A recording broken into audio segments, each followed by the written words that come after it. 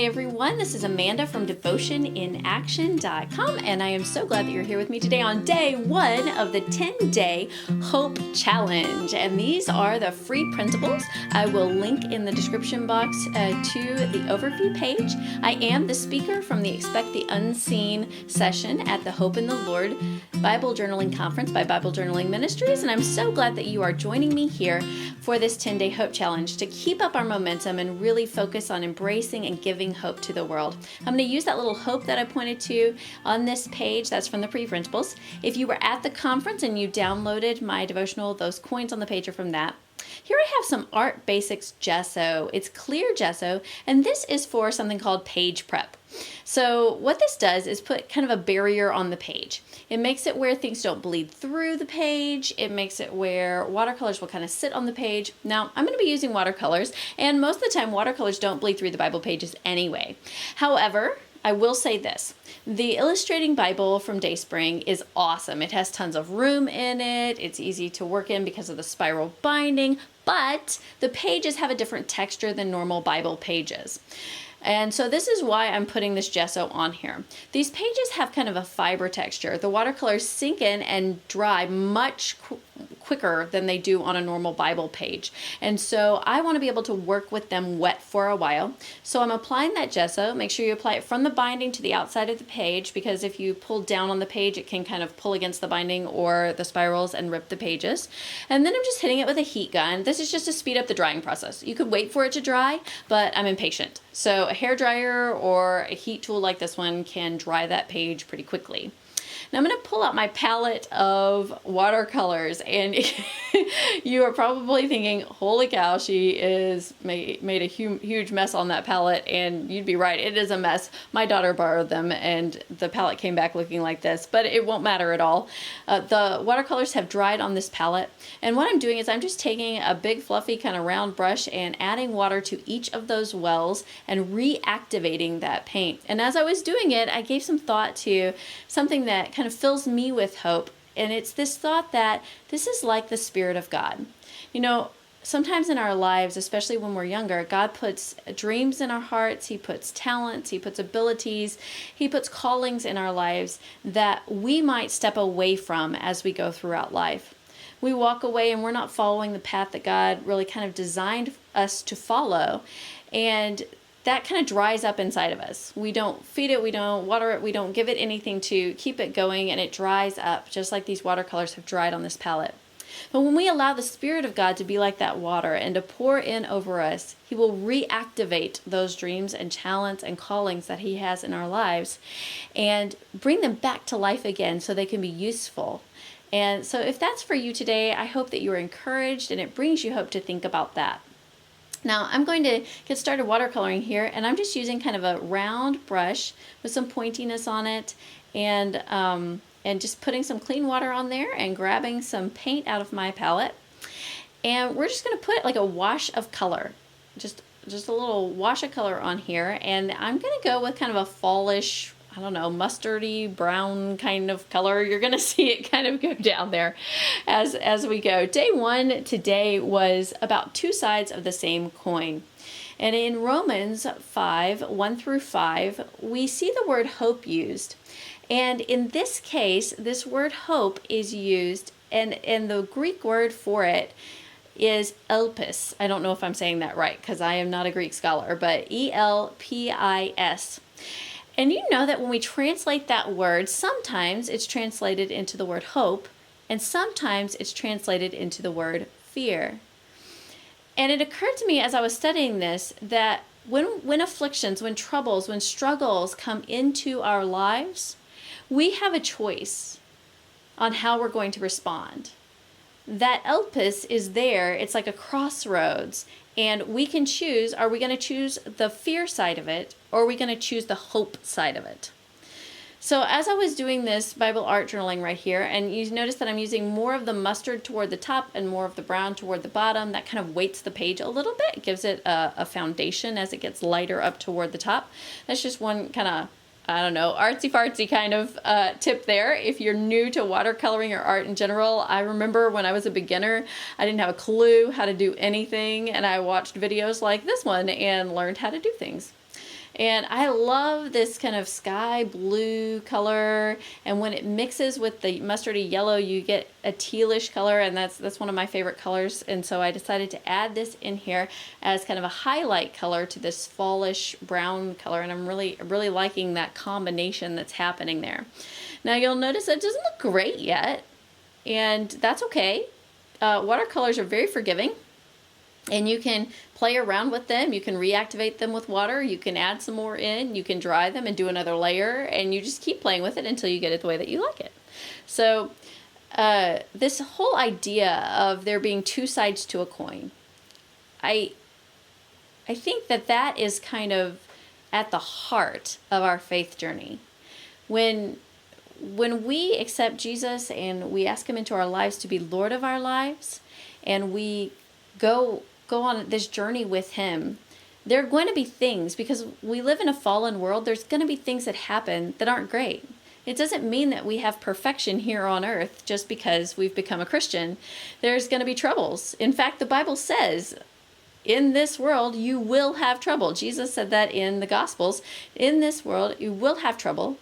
But take heart, I have overcome the world. So we can always come to him and we have hope. We take heart. We have hope because we have Jesus. And so I think that this is a reminder. This page is a reminder that I have a choice. Will I choose fear or will I choose hope? So I've kind of dried out that watercolor layer on there. And I want to add in some sparkliness, and this is a Kuretake little set of watercolors called Starry Colors. It has some golds and like a silvery white on it. You can kind of, as I tilt that under the camera, you can kind of see the sheen to those, and these are so much fun. I just absolutely love working with these shiny ones, and because I'm going to do coins, I thought it would be really fun to add some of this sparkly, shiny kind of paint to the coins so they kind of reflect like a real coin would if it was sitting on the page.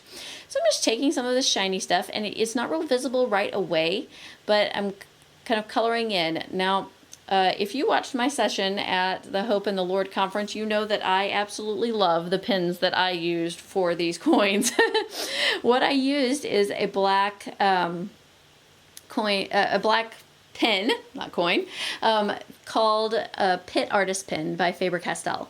So Faber-Castell makes this Pit Artist Pen, and it's made with India ink. India ink is a special kind of ink because it is very permanent. It does not react to water.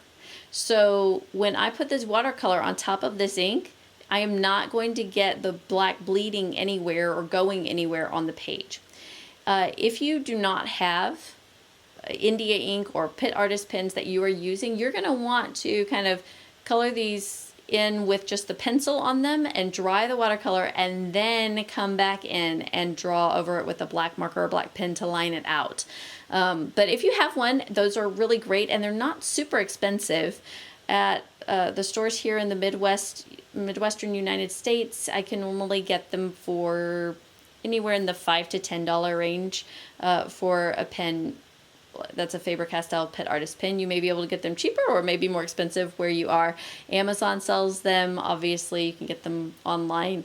But they are fabulous pens, and especially if you love to watercolor, I love having the lines already there and being able to watercolor in them. So you see me kind of grab some water and kind of activating those pans of shimmery, shiny paint.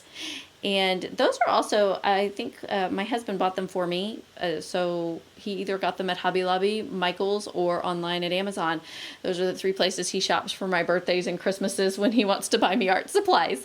So those are available definitely in one of those three places if you go take a look there. The Kuretakes, I have a gem set that has like brighter, colorful colors. And I can't remember what the other one's called. There's a third like shimmery set. And then if you buy like the Kuretake Gansai Tambe like big set, some of the shimmery ones are on that set as well, but I don't currently have that set. I have some other watercolors and then these sparkly ones. So I'm just adding in some of that shiny gold and hitting it with the heat tool, just drying that out a little bit, seeing if I like it and if I want to add some more to it. This is something that is really nice about watercolor. You do it in. Now look at what I'm doing right there. At the end of the video, you're going to see the problem with what I did right there. I hung out over the top of that Hope coin with the heat gun. You can burn your pages. This happened to me like the second Bible art journaling entry I ever did in my life. I wanted to dry the acrylic paint that I had on there because I wanted it to dry quickly and I wanted to be able to do other things. And I was drying and making sure that those thick layers that I had put on there were dry. And then all of a sudden I realized I was scorching the page. But cool, like kind of Bob Ross happy accident moment, I totally started thinking, oh, this is really cool for this page. It was like in the story of Gideon and the armies, and it looked really military to have those scorch marks. So I just scorched up some other places on the page, and it worked out really well. And on this one, it's not super noticeable either because it's kind of the color, the scorching is kind of the color of that mustardy background that I've already got going on there. So it's not super noticeable, but that is like a tip. Don't hold your heat gun too long in one spot or you will burn your page, which is not real great. So you can also get lower heat guns. That one just happens to be like an industrial strength heat gun that my mom bought for me at one point, doing crafts and stamping and stuff like that. So I decided that these coins looked a little too new and shiny and white, and I wanted to kind of grunge them up a little bit, but I wanted the Hope to be more sparkly and gold in nature. I wanted that Elpis to really show through, so I wanted to leave that white, and I wanted the Fear to be really more grungy and grayish. So you see those kind of showing the qualities. Like Hope is this gold standard. We're going to choose Hope. Elpis, I wanted that to really pop out since it's kind of the focus word of this devotional. And then that Fear is kind of a grungy, don't go there kind of coin down at the bottom. And here I am again. See, I'm just hanging out on that Hope, and I did not realize I was doing it at the time, folks. I didn't realize until the end that I had kind of scorched up that area. And there's my favorite Faber-Castell Pitt Artist pen. But here is another pen that I really like to use when I'm not going to watercolor over the top of it. It's a two-sided Zig like memory maker pen, I think. One end writes kind of like a larger format marker, and one end is a smaller format like a pen. Okay, so I'm just gonna fold that page enough to put it under there and put that Hope where I want it. And then I couldn't see it super well through the watercolor, so I set that to the side. See, that's the smaller end of the pen. And decided to just go for it and write this word on here. And you can see that I am not perfect and totally forgot to move the camera for you guys. I'm so sorry, but I'm basically freehanding that Hope. It's not super hard to trace. You can trace it if you want, or you could cut it out and add it in as like a piece on there that you wanted to do. I did start at the E, and I think that's kind of a tip because the E is going to be at the end of the page. I didn't mind if this went over the words. I could still read the words through the watercolor and through my print, and this Bible is my Bible that I only Bible art journal in. I have other study Bibles and things that I use for research, and so when I do accidentally go over the words or something takes me over the words, I don't stress too much about that. But if that's a problem for you, that's okay. You don't have to go over the words. You can use other techniques and other ways to do things. So you can see that I went backwards from the E and the H went onto the words, but that worked really well for me to get that word in there. And then I'm going to add just a little sentence right above the word Hope. Just saying, will I choose? When affliction comes, will I choose hope? And there you go. I'm going to come back. I realized that my camera was not showing you what I did. Not so good. Yeah, use that Hope right there, and I just wrote it there. And I'm showing you that the bottom of Hope, because I freehanded this, is not straight. So I need to come back in and lengthen the bottom of the H until it's kind of even with the bottom of the E, and that will make it appear to the I, even though the whole word kind of slants up. If you make the first letter and the last letter even with one another, the I will see it as straight at the bottom. So I hope that is, hope, ching. I hope that is something that you can kind of understand. I don't know if I'm saying that really well. So when affliction comes, will I choose? And then that big word, hope, is what I'm writing there. And then later on, I will add in a hashtag DIA Hope Challenge and the date, 10/21/2020. And I hope that you're going to come along with me on this 10-day Hope Challenge, because we have a lot of great devotionals and scripture that we're going to be in, and you can use those principles however you want. Your pages certainly do not have to look like mine. You can just journal, you can just read the devotionals and kind of post some thoughts about it. You don't have to do art or any of that if you don't want to. But come along and let's connect with one another and share our hope in the Lord as we go through this season that's leading up to Christmas. There I'm going to find Romans 5:1-5, and that's the scripture that this highlights, and put kind of a bracket around it just so that I can remember what was I looking at. As soon as I look at the page, I can see that. And that's basically my entry for this page. We have our Hope Challenge, day 1, Romans, and there you can kind of see that scorch mark on the back of the page. Then I realized that I burned it. See, I'm pointing out there, I burned it a little bit. It's okay. I'm perfectly fine. Don't worry about me. Well, I hope you've had a good time with me today. I want to see your post in the Facebook group and on Instagram, hashtag DIA Hope Challenge.